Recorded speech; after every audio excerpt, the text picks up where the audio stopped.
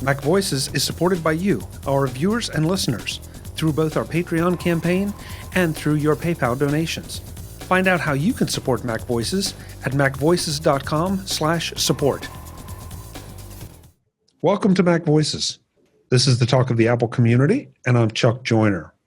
Folks, it's been way too long since we talked to Paul Kafasis of Rogue Amoeba, but we're going to solve that problem right now.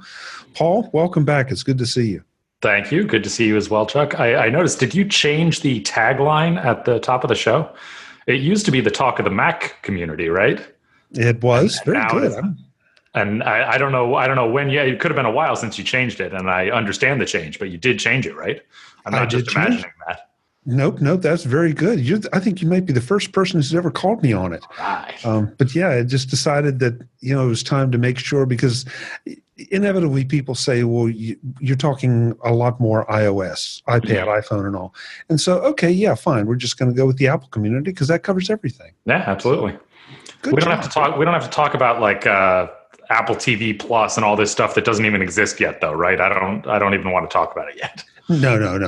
Well, we're here to talk about the Rogue Amoeba stuff. All right, that exists. We shipped that. We don't tell you that's coming 6 months from now and don't give you a price for it. So. Well, and I'm a little embarrassed because when you were telling me, one of the things we want to talk about is the new version of Loopback, and somehow, I guess just November with the holidays coming up, I honestly missed it. And so I want to make sure we touch on that. And then you've got something else that's brand new, only out for a few days as we record this. So let's do it chronologically and talk about Loopback. So Loopback is a tool, if people aren't familiar with it, it's a tool for routing audio around your Mac. So if you have audio in one application that you want to get into another application, Loopback will let you do that.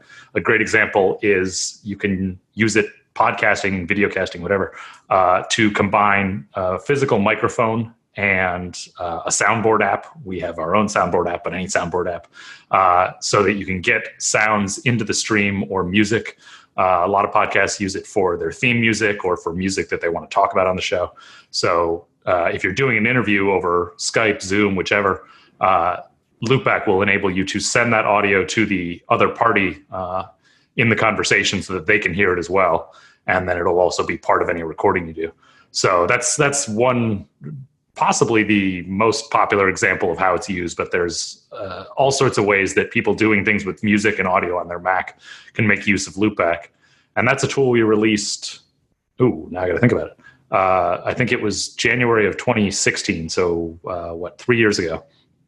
And when we shipped Loopback 1, it was something that wasn't really possible to do on the Mac at the time. And so this was sort of a technological feat that people said, oh, this is great, I can use it for X, Y, and Z. But we didn't know how big of a market it would have. And so initially we didn't want to spend a ton of time sort of on the ideal interface that we thought it should have. And we had this interface in mind that we knew was going to take a lot of time, and we didn't know if we had a product that was actually going to be worth spending that time on. So when we shipped Loopback 1, we shipped something that was absolutely functional, absolutely worked, people could figure it out, but it was not what we really dreamed of it being. And I think it's sort of like almost like the iPhone, where when the iPhone came out, the very first iPhone only had edge networking, didn't have GPS, was missing a bunch of things that I think it was missing copy and paste, for instance. I think there were things that Apple said, well, we're absolutely going to do that, and internally. And it just took more time to do it, and it took the product being a success to do it. Excuse me. And that's basically what happened with Loopback, with the interface of Loopback. It was functional is the word I would use for Loopback 1's interface. And so a couple of years in, we said, all right, this is doing pretty well. It's pretty popular. And we have this idea for what it should look like. Let's actually take the time and implement that. And along the way, of course, bring in a bunch of the new feature requests that people had, and make it version 2 of the product that is, leaps and bounds beyond what we had for the first version. So that's what we shipped back in November, and it's been interesting. It's gotten a ton of great feedback, just in terms of people saying, "Yep, this interface, I look at it and I understand how it works, and it works the way I would expect it to," and that's certainly what we were going for. But it's also really gratifying to have had this product that functionally worked the way we wanted it to, but didn't look the way we had in mind that it should look. So it was very gratifying to be able to get the opportunity to turn it into what we had envisioned it being. So is it fair to say that Loopback is sort of like a software mixer? Yes, that's a very simple way of sort of summarizing it. You could do a lot of what Loopback does if you routed cables out of your computer and then back into your computer, out into a real mixer and back into the computer. Loopback sort of, I wouldn't say, you can throw away your mixer, you won't need it anymore, but there are a lot of situations where you previously would have used a mixer and you no longer need to do that. So you don't necessarily need to carry a mixer, or if you have not purchased a mixer, you can do a lot of this in software that you couldn't do before. Got it. Okay. Yeah, I know, as you said, it's received rave reviews, and I wish it applied to more of what I do, but I do the video, so that presents a little bit of an issue.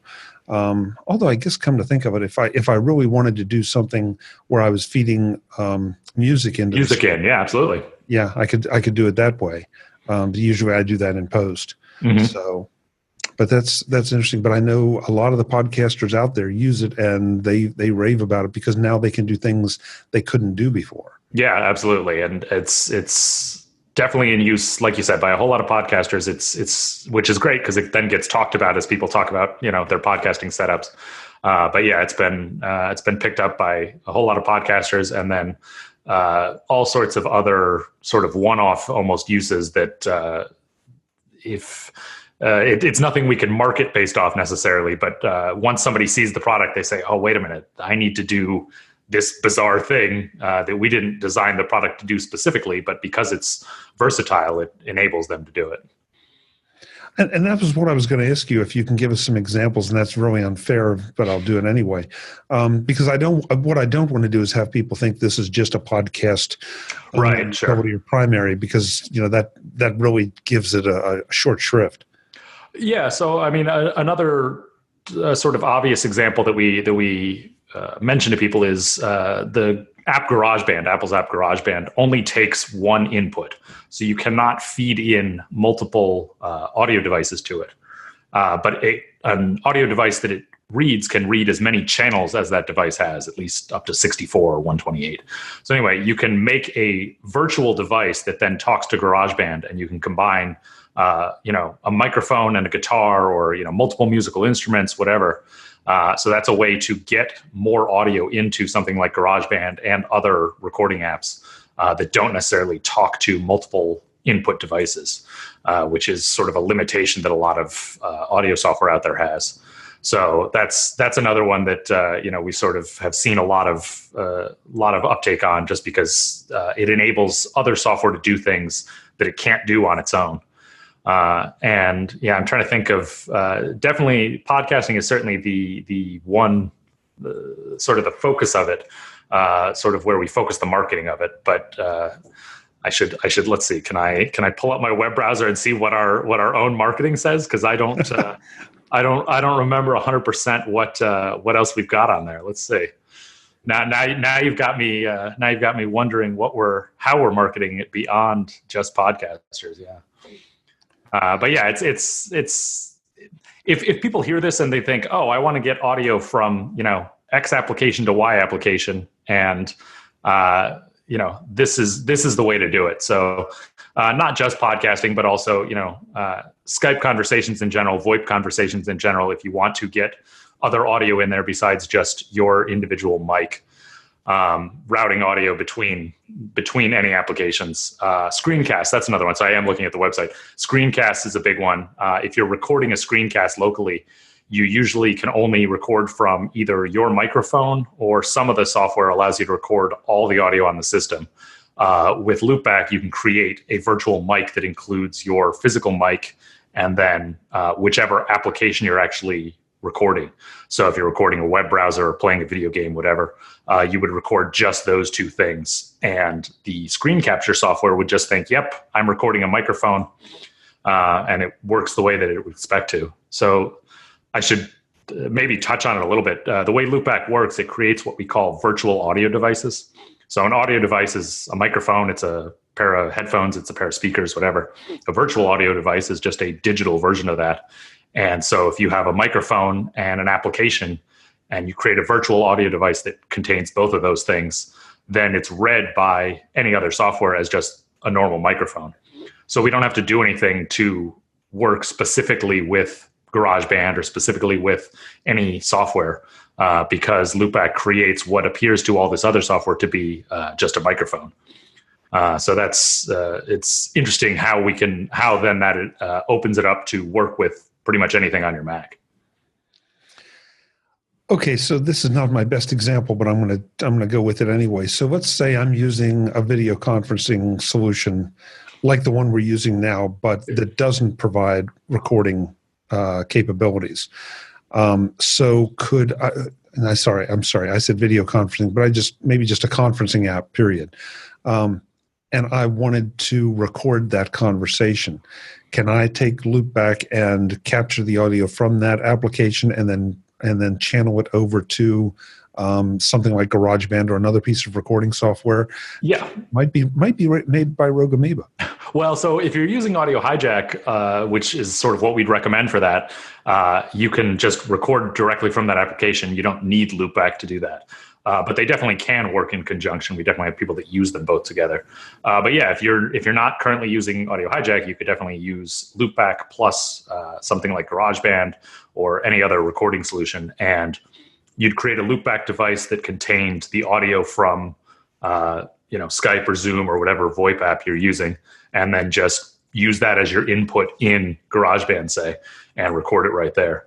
So yeah, it's basically any way that you can think of piping audio around your computer, Loopback will enable you to do that because it takes advantage of what we call these virtual devices and the fact that audio software talks to audio devices. And so basically like you said up front, it's basically turning this into a mixer where if you routed all that audio out to a mixer and then routed it back in, you could pick it up just as an input. This just skips that skips that analog step and keeps it all digital by keeping it inside your Mac. It's a long way from the first days when you and I talked about Audio Hijack and how we used that to capture podcasts and do some of those things. It just goes to show you how far we've come. Yeah, you can definitely, it definitely enables you to do a whole lot more than you used to be able to, yeah. Okay, so the other application, though, that is brand new is SoundSource. And I'm really anxious to hear, how this works and what the use cases are that you see for it. So SoundSource is something that we've been saying the brand new SoundSource, it's SoundSource version 4. So we sort of did played on that. We said the brand new SoundSource 4. And how can version 4 of an application be brand new? So SoundSource is a tool that we made, I believe, I'd have to look, but I think 2003. So 15 and a half years ago, we made a tool called SoundSource. And all it was a menu bar application sitting up in the top of your Mac menu bar to access your output and input devices. So if you use a Mac, there's a device that's your default output. That's where all your audio plays by default. And there's a default input. That's the microphone that is picked up by something like a VoIP app. And if you want to quickly change those devices or switch between them, whatever, this at the time, that was what this was designed to help you do. And that was around for quite a long time. And only recently have we really updated it, and with SoundSource 4, added a whole lot of functionality. So it still serves the purpose of something that sits in your menu bar and lets you access your output, your input, and even the sound effects device that your Mac uses to play, like mail blips and things like that. But the new version has sort of two additional tentpole features, major features. One, it lets you apply audio effects to any audio. So if you want to put an equalizer on Spotify, if you want to apply, a dynamics processor on a conversation you're having on a VoIP client, or if you want to apply any sort of audio effect to streaming audio online, anything like that, SoundSource will let you do that. And then the second thing that it does is per application audio control. So if you are listening to audio in your, in say iTunes, and you're using a web browser, often you'll get auto playing video, you'll get ads, you'll get all sorts of stuff that you don't actually want to hear. And so this gives you a mute button for the entire browser, or it gives you volume control over your music player versus other applications. So if you want to have your music up really loud and have everything else be quieter, this lets you adjust per application what the volume levels are. As well, if you have a setup like I've got sitting over here on my desk, I've got good speakers, and then I've got the computer's built-in speakers, and then I've got my monitor has speakers as well. So I can send just my music to the good speakers, and then I can send all the other audio to the Mac's, sort of crummy built-in speaker, because I don't really need to hear that. I want to hear that it happened, but I don't want it blasting on top of my music. And so we have these per application output controls. So you can say send Spotify to the external speakers and send iTunes to the external speakers, but send Mail and Safari and Chrome just to the Mac's built-in speakers. So basically it's sort of supercharging what you can do with audio controls on your Mac. If you look at the sound system preference, if you go to the Apple menu and go to system preferences and look at the sound system preference, it's very rudimentary what you can do there. You can change your output, you can change your input, you can adjust the volume, and that's about it. And this lets you adjust all these controls per app and per device. I'm sitting here arguing with myself over which one of those features I would use more, because I've conceived a lot of uses for both. I mean, the idea, because we all know how it is. You've got a video turned up, or you've had the music turned up, and then all of a sudden a system alert comes and, blows everybody in the office away. Yeah. So that mute button, or that being able to route it down, is it fair to say that, let's say I do that, can I change the volume of those system alerts? Yeah, absolutely. So there's a sound effects slider. That's actually part of the system, but it's much more obvious, I think, in the SoundSource UI. And then, if it's a specific application that's making noises like a game or anything like that, you can either mute it or you can just lower the volume level of it. That's sold right there. You don't need to go much farther than that. So it's interesting because we talked about Loopback, and that's a very niche application where it's designed, it's $99. It's designed for people that are probably doing something that makes them money on their Mac with audio. So podcasters or musicians, anybody in the studio, things like that. SoundSource is a $29 application that we hope anyone with a Mac would wind up using. Even if it's, somebody that they just listen to iTunes or they just listen to Spotify, suddenly the ability to apply an EQ to that. iTunes has an EQ, Spotify doesn't, but apply an equalizer, apply other audio effects. We have a button called Magic Boost, and that's designed. It's literally a one-click button, and when you turn it on, it tries to get sort of deeper and richer sound out of whatever output it's using. And so when I'm currently looking at a MacBook right now because it's got my camera. And when I'm using a MacBook, I use Magic Boost because the speakers in a MacBook are not phenomenal. And as long as I'm at home, I'm not, out in public, I will boost the volume with that. And it makes these speakers sound a lot better than they otherwise would. So it's something that, again, it's anyone who basically we're sort of saying anyone who listens to music or hears audio on their Mac potentially has a use for this, I think. So I'm being magic boosted right now as you are listening to me.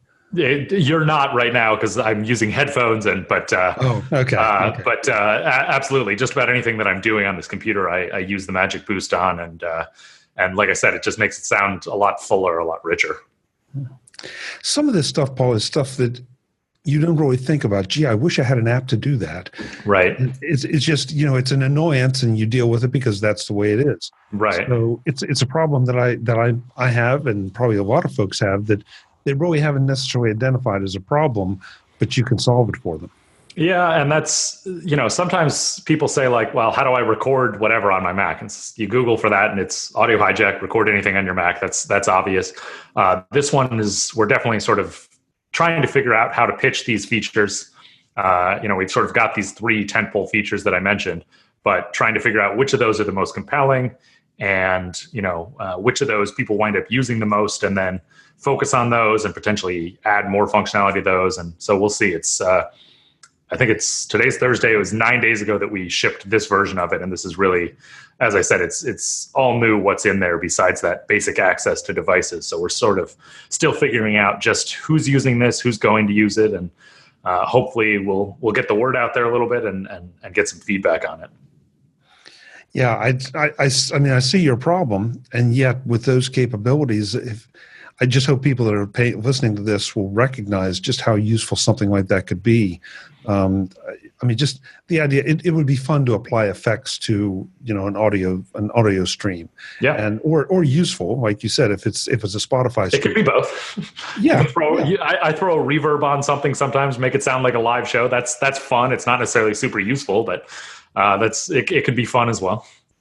Right, but then I look at if I'm using my Mac in the office, there's certain things that I don't mind having blare out, and there are other things that probably maybe I don't want them blaring out, or maybe they're disruptive to my office mates.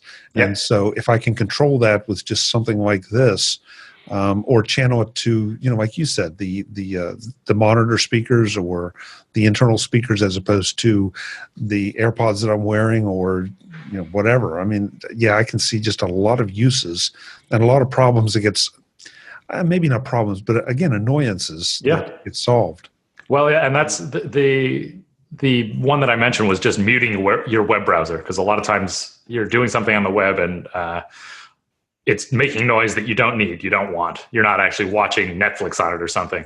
And that's one that when you load up SoundSource, if you download it from our website, we've got a free trial. When you load it up, we have, I think it's about 6 applications preloaded for you. And it's Spotify, it's iTunes, it's Chrome, it's Safari, it's a couple movie players, things like that. But it's sort of the what we suspect will be the most popular apps to use this with. And the browsers were definitely a big one that for years we've heard from people who say, I'm annoyed when Chrome starts playing audio, and what can I do about this?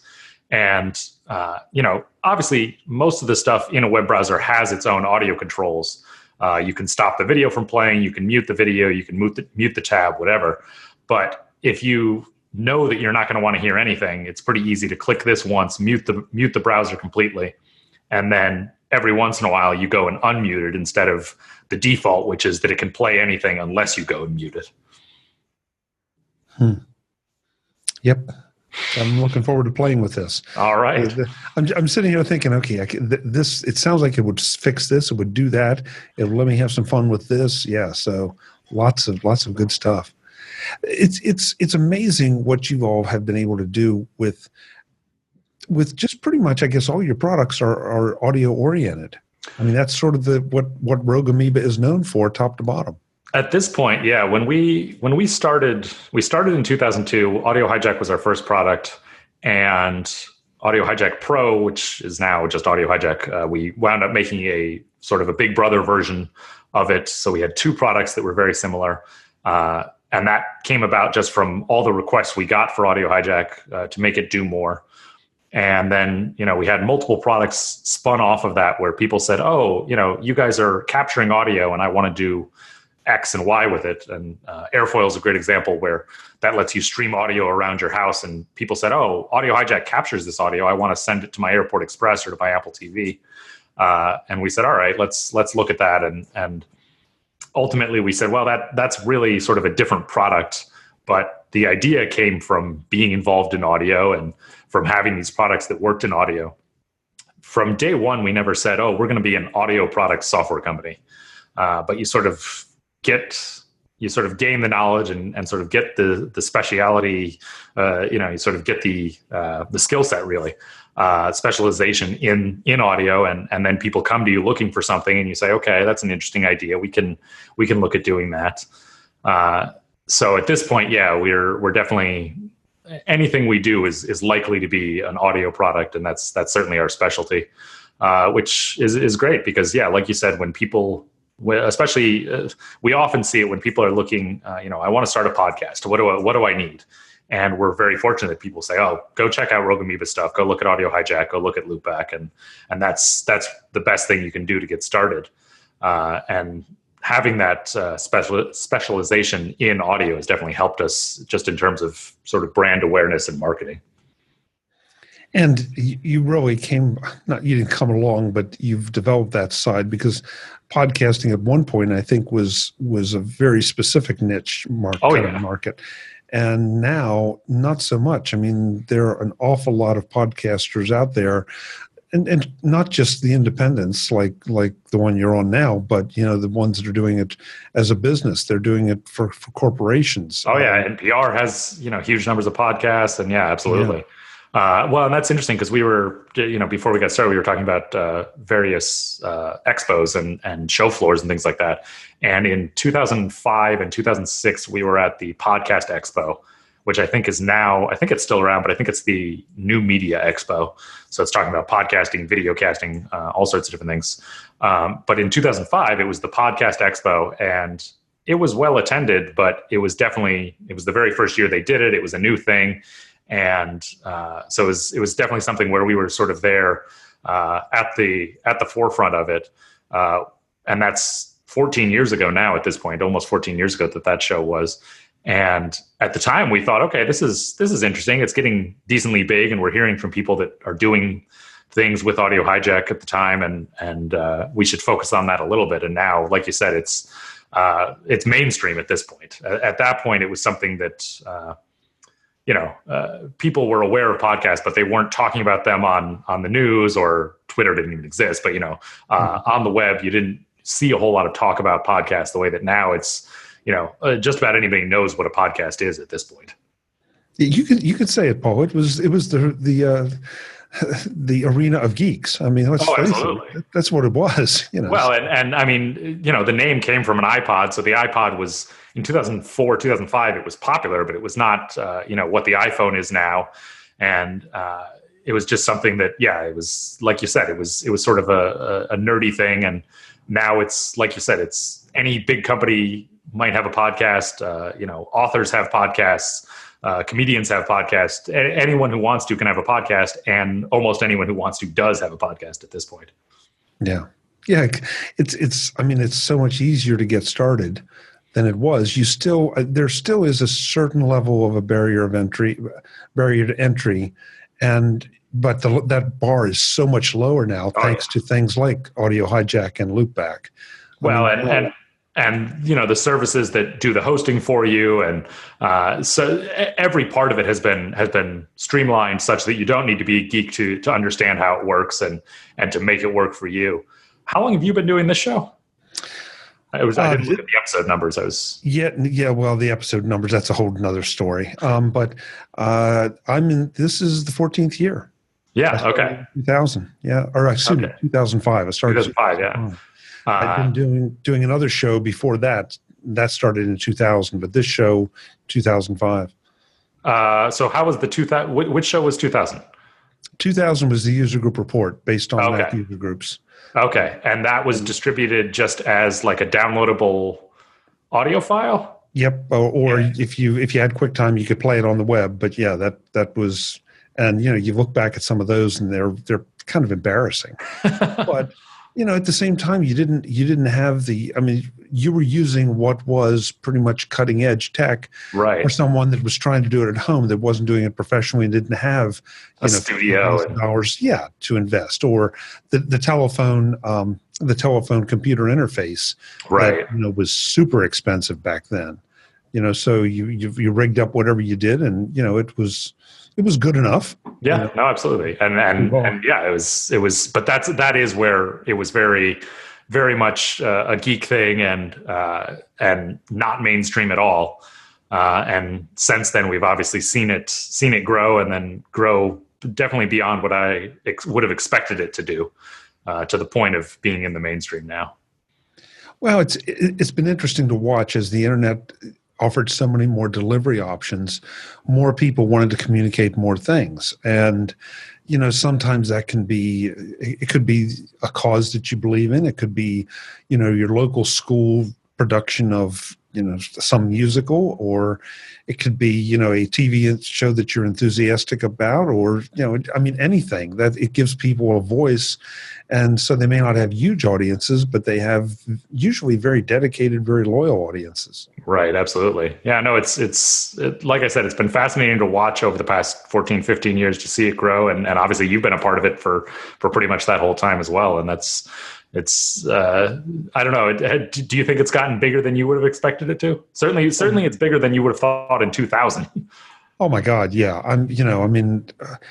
First of all, I had no idea when I started this, whichever way you count it, that I would be doing it 14 years later, right. Much less producing a video show. That was the other thing that, and that takes nothing away from the people that do audio. The audio is perfectly consumable, and I still release an audio version of the show because I know that that's where the majority of the listeners are. But for the people that want the video, it's here. Hi guys. Yeah. So are most of your listeners or not readers, what's the word I want? Listeners or viewers? Do you have more listeners than viewers? Is that what you're saying?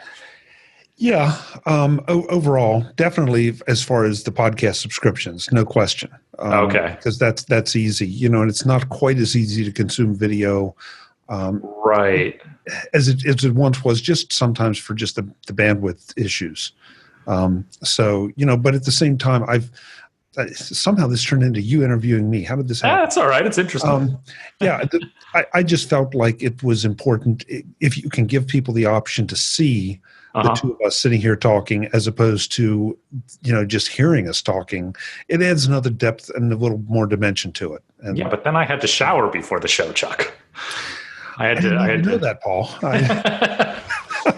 I felt I needed to clean myself up, and that was more work for me. So if it were just audio, I wouldn't have had such a hassle. Oh, the life of a star, Paul. The life of a star. Well, no, it's interesting though, because I think I don't listen to a ton of podcasts, and part of it is that I don't have a commute. I work from home. You're seeing my office right behind me, and my commute is walking up 2 flights of stairs. So I think commuting is a place where a whole lot of people listen to podcasts, and so that would speak to the idea that having this audio version is useful because it's the video is great to have, but it's not essential to the content itself. Probably for a good 98%. There's some shows that I'll do, and especially now that I'm using Zoom, it makes screen sharing a lot better, a lot more practical. So, if I have somebody that wants to come on and demo a piece of software, now I can do that. And so that may not make for as great a listening experience. Right, sure. But hopefully it's good enough that people will stay, and maybe it'll even push them over to look at the video version so they can actually see it. Yeah, that's interesting. I didn't know I had a chance I could have shown off all this software, Chuck. And that's my fault because I'm right. still getting used to that idea that, this is the capability we have. Right. And how long have you been doing it with video? A few years at least. Oh, yeah. That was sort of a weird thing because so now I'll go back to what you were saying. I went to, it was either Podcast Expo or had transformed into Blog World. And, one of the sessions was, at the time anyway, I don't know if it's still true, what's the second largest search engine in the world? And the answer at that time was YouTube. Like, oh boy, need to find a way to be present on the second largest search engine in the world. And that's what pushed me to video. So I started experimenting with it. And I really don't remember when I went full time. It's been a good, at least 5-6 years. Yeah. Okay. That just, I moved over completely. For a while, I was sort of like when I'd go to Macworld and see right. I hired a camera guy, and those shows would all be audio and video, but then I'd come home and go back to just audio. Just audio, yeah. And eventually the technology got to the point it was affordable enough, and my skills got to the point that I was comfortable enough saying, okay, I'm going to try to do this thing in video. So yeah, just like you, it's been an evolution. And absolutely. That's the best part of it. So Let's talk about pricing here and availability and all that. Obviously, these are both available. Yeah, not due in the fall, Yeah. not no price. So Loopback, as I mentioned, it's definitely more of a niche product for people that are creating content with audio. So that's a $99 product on our website, but still have a free trial on that you can download. And then SoundSource is $29. That's, like I said, something that we hope everyone will try out, download the trial, try it out, and then hopefully inexpensive enough that a lot of people will purchase it. I have to ask, it seems like this always comes up when you and I do an interview. Is anything available through the app store at this point, or are you all strictly just straight from your site? Well, BB Edit is available through the App Store as of today. That's the big news today. Yeah. Okay. No, I understand your question. So none of this, neither of the products we just talked about are at all feasible for the App Store because of the limitations that Apple puts on the App Store. Basically, anything that we're doing that captures audio or adjusts audio works in such a way that is incompatible with the restrictions and guidelines that the App Store has. So it's all available. There's free trials right from our website that are downloadable, and then you can purchase right through our website. So that's how we've been distributing software for 17 years now, and that's worked pretty well and continues to work pretty well. It's not quite as easy as the 2 or 3 clicks in the App Store, but hopefully the functionality that you can get outside the App Store is worth it, and people are still willing to, as far as we've seen, people are still willing to download trials and try them out and purchase directly through our site. So we're always looking at the App Store. We're always sort of watching what's happening there. And as I mentioned, BB Edit is a tool that it's a text editing tool that's been around for 26 or so years now, and I use it almost every day. And I purchased it directly, but they were in the App Store, and they had to leave the App Store because of a lot of the restrictions in the App Store and a lot of the sort of headaches that they had with the App Store. And just literally today, they have brought the application back there. Apple's been doing sort of a big push to get some of these applications back. And they had announced that. They had announced Transmit from Panic, and what was it? Office was another one that is now in the App Store. But so they're definitely trying to make the App Store more appealing to software developers after sort of the initial opening of the App Store. A whole lot of people got in there, and then they made it more restrictive, and stuff had to come out, or stuff chose to come out.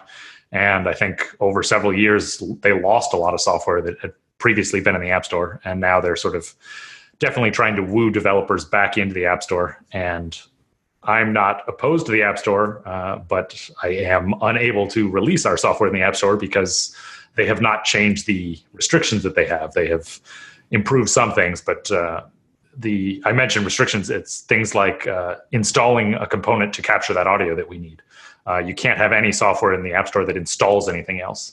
There's several other of their restrictions that we run up against. So we do everything on our website to make it incredibly easy to not just to purchase the software, obviously, but to download it, to recover it if you ever delete it, anything like that. You can always download it from our website. You can always access your license key from our website. It's all automated. So it's something where hopefully people don't ever run into anything that makes it any more difficult than the App Store.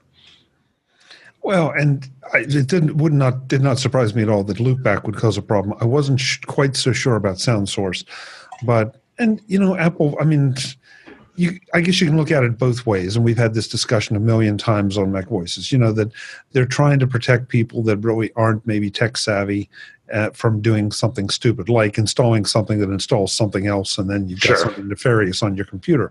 The good thing about you guys is anybody that's been kicking around the Apple community for any length of time and has any interest in sound knows Rogue Amoeba. So if they buy something from you, they don't have to worry about what they're getting and what it might be doing. Right. And I wonder about, new companies being created right now, and if they're trying to do something that runs afoul of the App Store's restrictions. I don't know that they could get the traction that we currently enjoy because we've been around for 16 and a half, 17 years, and people like you already know us, and websites know us, and so cover us, and we have a very large user base that we speak to infrequently, but we say, hey, here's a new product. We think you'll be interested in it. Check it out. And obviously that drives a lot of direct sales, but then that also leads to continued awareness of the products where even if somebody doesn't use the product themselves, they will say, 6 months down the line, they'll hear somebody asking for something and they'll say, oh, I think Rogue Amoeba has a tool that'll help you with that. If you're a company that's just starting, I don't know how. I think it would be more difficult now than it was when we were getting started to get noticed outside of the App Store. And that's sort of unfortunate. I hope that there are still things that people are creating both in and out of the App Store. But I hope people aren't solely dependent on the App Store to get their marketing, because there's a lot of stuff that can't fit in there and that I would like to see created or would like to see continued. And hopefully we're not so dependent on the App Store as sort of a user base. No, I think there is a limited audience. I mean, by its very nature, but if anyone is at all tech savvy, I think they're comfortable with downloading things from hopefully reputable sources. But for those, right, we have not seen a major issue where a lot of people say, oh, this isn't in the App Store, I don't trust it, anything like that, because the Mac has that 30-year history of downloading software or getting software on floppy disk, whatever. But a history of software that was not vetted by Apple from day one. If in 1984 you could have had the App Store somehow, that would have been amazing. Because the way to get software in the 80s and the 90s was very difficult, and your friend would have something and you would make a copy of it, and your dad would get it from work, whatever.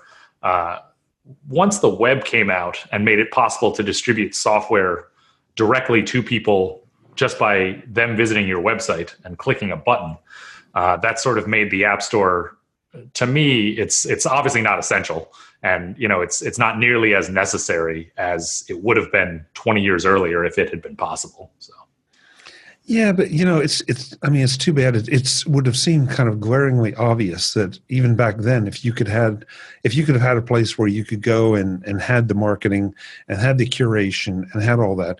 But those were days that nobody worried about security or viruses or whatever, and that's really where everything kind of went south. That people took advantage of that openness here, and then now all of a sudden we all have to lock our doors and shutter our windows and put a shotgun on our lap. Okay, that was maybe not that too far. Yeah, but there are times you have to wonder. So. Yeah. Paul, I'm so glad we got a chance to catch up, and I'm just sorry it's taken this long. That's all right.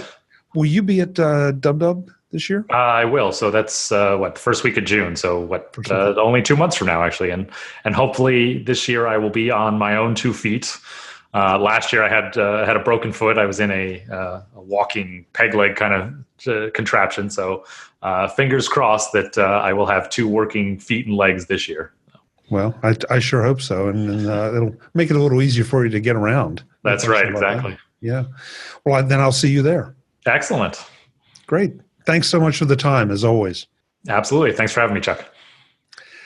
Folks, I'm Chuck Joyner. This is MacVoices. If you have any interest in sound, you got to go check out all of Rogue Amoeba's products, but especially SoundSource and Loopback. But there's still a lot of other great stuff there too, so check that out. And until the next time. Can I give I think I might have mentioned this before, but we not too long ago got the website macaudio.com. So if people don't know how to spell Rogue Amoeba, or Google will find us anyway, but macaudio.com is the easiest way to get to our website. Perfect. Wow, that's quite a score. I was sitting on that for somebody had it and was not using it at all, and basically came to us multiple times trying to sell it for thousands upon thousands of dollars. That Google makes it not difficult to find us if you're looking for us. If you spell Rogue Amoeba wrong, you'll either wind up nowhere or you'll just go to Google and get it right. But once I was watching every single year for when this was going to expire, and it finally expired, and we scooped it up, and now I can use it in marketing like this, where I want someone to be able to get to our website just by hearing macaudio.com instead of having to spell anything. Oh, great. So rogueamoeba.com or macaudio.com gets you to the same place. Very nice. Very nice. Okay, with that, now you got another reason to go check it out, just to check out the website. Until the next time, and as always, thanks for watching. Visit MacVoices.com for show notes and to connect with Chuck on social media. Get involved in our Facebook group or like our Facebook page, and get more out of your Apple tech with MacVoices Magazine, free on Flipboard and on the web. And if you find value in it all, consider supporting us through either our Patreon campaign at patreon.com/MacVoices or by making a one-time donation via the PayPal link on our front page and in the show notes of each episode. You will join these fine people who help bring you Mac Voices.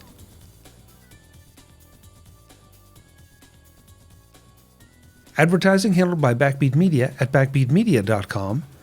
Bandwidth provided by CacheFly at cachefly.com.